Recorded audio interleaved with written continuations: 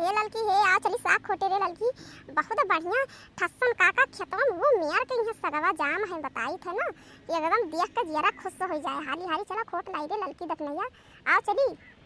आ जिज्जी चलो चली सगवा खोटे बहुत नीक साग लागल जान ले जिज्जी साग और का बोला था भुजिया भात खाई लिए जिज्जी बताई था इतना मजा आवत खाए में है जो का बताई तुमसे जिज्जी हमार तो खाए लगे पेट फाड़ गया लेकिन तो हम खाब ना बंद करी अरे मोरी भैया जिज्जी इतना तेज तू खाती साग और भुजिया भात हम तो जिज्जी जान लिया तड़का खाई जरा डाटा के जात हम हवा में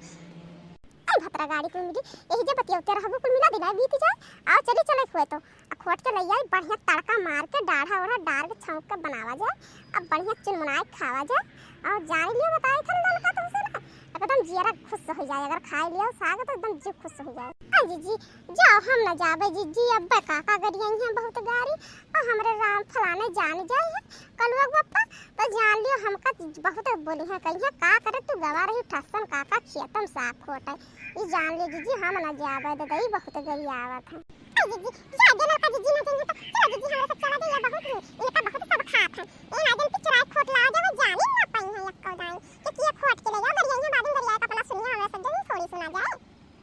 हां रे देखना यहां चल चली चल चलिए ये ललका भतार काटे ये न देंगे ये डरात बाटी ये नजारा है जो हम सब जल्दी चला जाए और बढ़िया खोट के ले आओ या खावा जाए और तनी